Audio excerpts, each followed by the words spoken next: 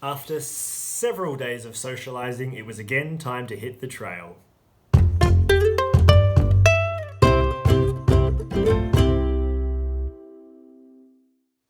Welcome to Rossiters Hut, just outside the Kaiserstuhl Conservation Park.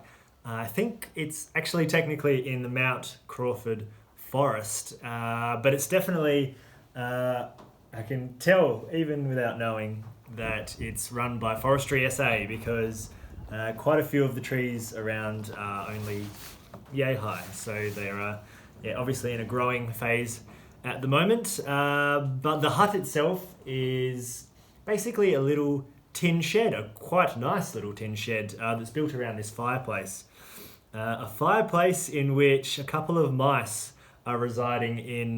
They popped their heads out this morning to see if I wanted to share my oatmeal with them, but I clearly need all the food for myself because I'm still quite thin.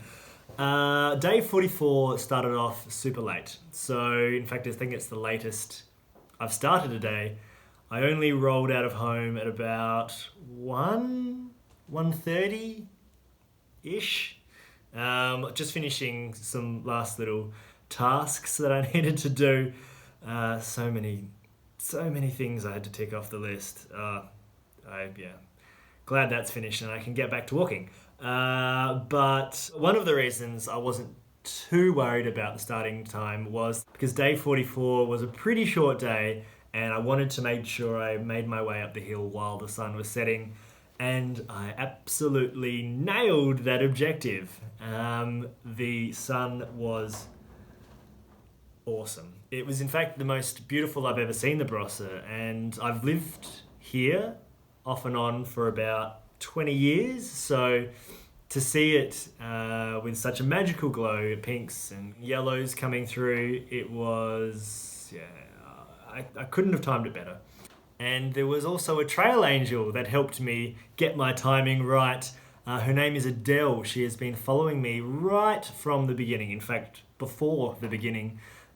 She was right on board when I first announced that I was going to be doing this whole mad adventure along the Heysen Trail. She's been a huge support, and she gave me my final send-off from the Barossa Valley. She invited me into her home, which is on the trail, and we had some lunch, and we had some dessert, and we had a glass of wine.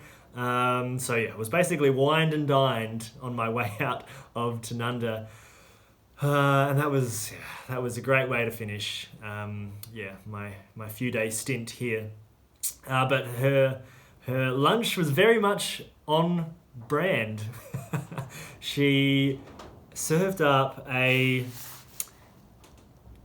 reconstructed chicken parmigiano roll with some mashed potato and veggies. She's obviously been watching and taking notes along the way because that lunch was on brand. It was perfect. And then, I kept on walking, and by the time I made it into Kaiserstuhl Conservation Park, the sun was completely down and the moon was up. And although the sun had gone, it felt just as bright with the full moon going gangbusters. I could see everything. Like there was the headlamp that I usually take and usually wear when I'm doing any night walking was useless because it didn't show me anything that I couldn't see already. The moon was that bright. So it was actually a nice, peaceful, windless walk through the night until I got here to Rossiters Hut. So couldn't think of a better way to finish my few day stint walking through the Barossa Valley. And I'm certainly in a better mental state than I thought I was going to be.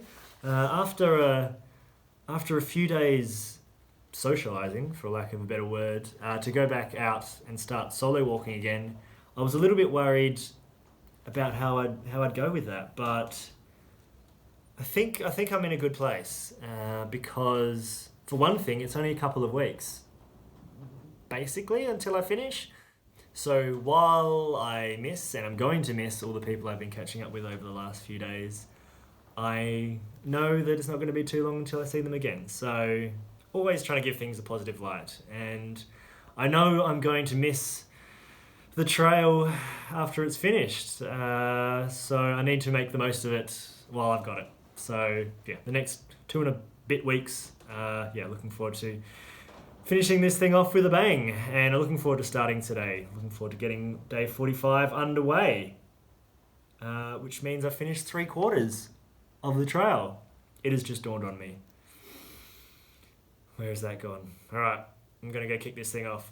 Talk to you later.